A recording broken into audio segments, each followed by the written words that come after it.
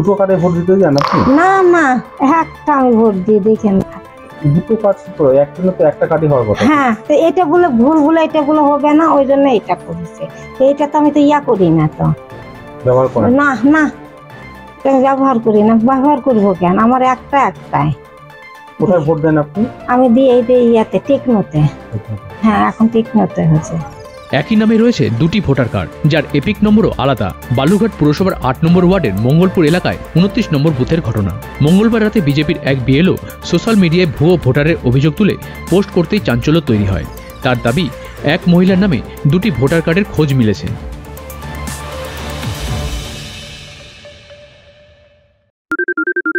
সোনাক্ষী, মশলা কোথায়?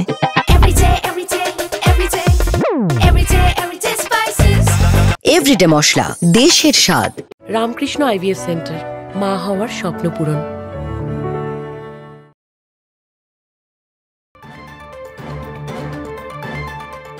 মঙ্গলপুর এলাকার হতদরিদ্র পরিবারের সদস্য আরতি চাকির বর্তমানে ৫০ ঊর্ধ্ব বয়স। বছর ৩০ আগে তার স্বামী মারা যান। এমনকি তার কয়েক বছর পর ছেলেও নিখোঁজ হয়ে যায়। মেয়ের বিয়ে হলেও স্বামীর সঙ্গে বিবাহ বিচ্ছেদের পর সে ছেলেকে নিয়ে মায়ের কাছেই থাকে। মা ও মেয়ে গৃহপরিচারিকার কাজ করে কোনো রকমের সংসার চালাচ্ছেন। আরতি চাকিরই ২০১০ এবং ২০১২ সালে ইস্যু করা দুটি পৃথক এপিক কার্ড রয়েছে বলে জানা গেছে। এদিকে বালুরঘাট ব্লকের বিডিও শোভন চৌধুরী জানান, বিষয়টি খতিয়ে দেখা হচ্ছে। যদিও বিজেপির তরফে তৃণমূলের বিরুদ্ধে কারচুপির অভিযোগ তোলা হয়েছে, তেমনি তৃণমূলও পাল্টা বিজেপির অভিযোগ নস্যাৎ করে এটিকে ব্যতিক্রমী ঘটনা বলে দাবি করেছে।